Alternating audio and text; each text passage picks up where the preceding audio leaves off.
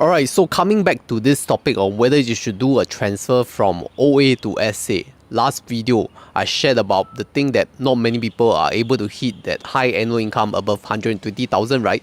Which brings back to a question of why are they saving the tax relief opportunity by not transferring OA to SA. So in this video, I'll share about this idea of why you should not do RSTU top up to your special account so much, because I know that other than not transferring OA to SA, and you believe that doing RSTU to your special account, which is a cash top up for tax relief, is the best strategy, because $8,000 a year, you can do it for many years if you did not do any transfer to SA, right? But let me tell you a fact. You should not do any RSTU more than $15,000 by the age of 30. And after that, there is no need for any RSTU anymore. To put it super clear, RSTU means retirement sum top up to your special account. Just in case you do not know the term. You see, I really didn't think about this thing back then when I was below 30. So all I did was VCMA plus RSTU. And I RSTU a total of $40,000 into it. But now looking back, I think I may have made a mistake, because you know your special account, the SA, compounds at 4% per annum of interest, right?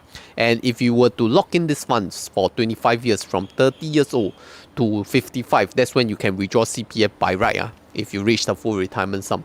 So you see, you do this calculation, 15,000 multiplied by 1.04, which is the compound interest rate, to the power of 25 years. So 15 times 1.04 to the power of 25, you will get close to $40,000 in your SA. This 40,000 number, if you're not familiar, this is the minimum amount that you have to reserve in your special account, which cannot be used to do any kind of investments with your SA funds. Now, before you misunderstand me of using your SA funds to do any kind of investments, I will tell you that don't use your SA funds for any investments, because it's very difficult to beat 4% risk-free returns in your special account. But if you think you're really good at investing and trading that you can beat 4% risk-free, then at least try out my broker first lah, which is the sponsor of today.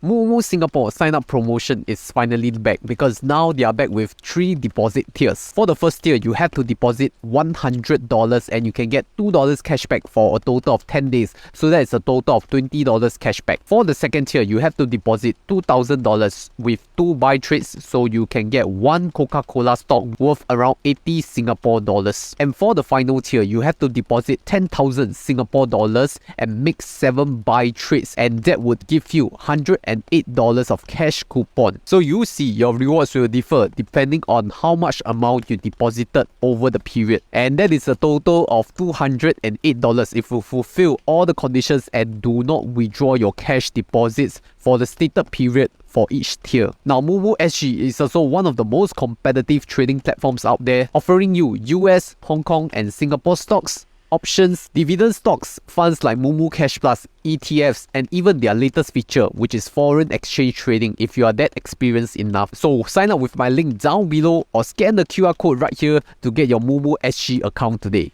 So why did I bring up the topic of 40,000 reserve amount, especially when you are not using SA for investing? Because even so, you're not using it for normal daily investing. You're using the SA for CPF shielding. And the fundamental of CPF SA shielding is that you need to have those funds that are unreserved above 40k, because 40k is the minimum reserve amounts that will be transferred to your retirement account at age 55. So let's be very clear, any funds that are reserved in the special account, they will be reserved and then they will be transferred to your retirement account when it's created at 55. So that's for retirement purpose. The government or CPF board will not allow you to use your reserve amounts, your reserve funds in SA for investments. And you know what are considered reserve funds?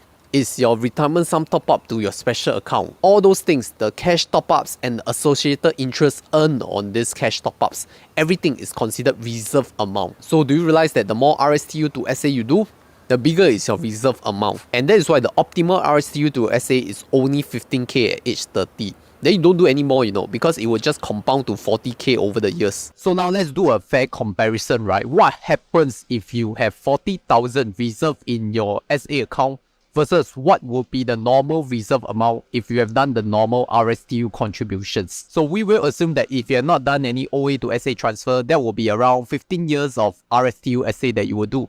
So that will also mean 15 years of 8K RSTU SA that is reserved. And this is a situation, right, at age 55, assuming you have $240,000 in your special account.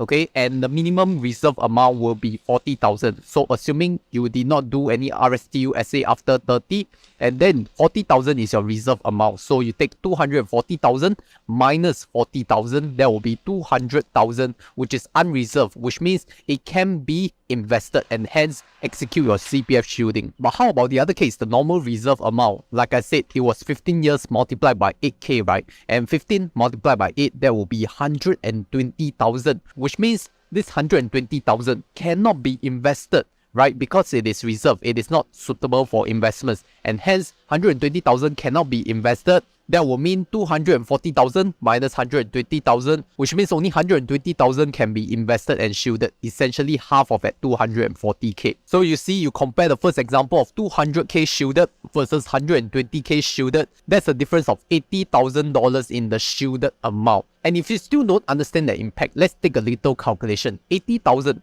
multiplied by that 1.5% additional interest if you had done the CPF shielding effectively in your SA, because the difference between OA and SA interest is 1.5%, right? So you take $8,000 multiplied by 1.5%. The impact is 1.2k per annum.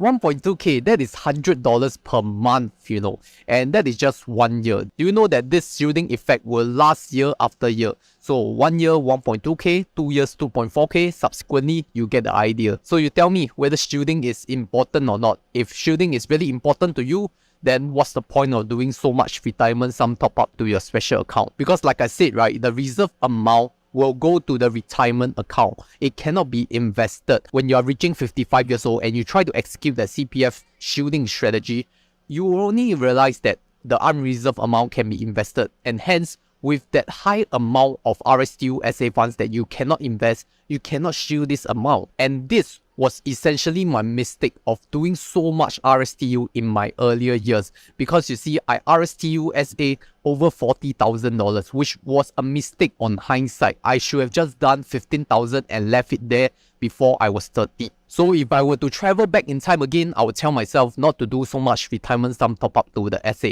I think VCMA is fine, because VCMA, that funds is not reserved, because you're just topping up your Medisave account. That has no impact on the reserve amount. Only RSTU SA, that will impact your reserve amount. Like I said, all the associated interest that you did for retirement sum top up to your special account will be included in the reserve amount. So you see, this amount is very important if you want to do CPF shielding. So I would say pick your own poison, whether you decide to transfer your OA to SA, or you prefer to keep that tax relief opportunity for you to do retirement sum top up to your special account.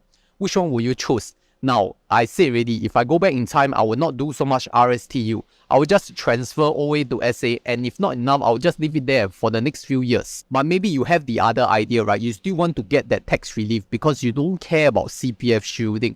Then I think it's very important for you to really understand what is behind CPF shielding. And I'll discuss more right in this CPF shielding detailed video right here.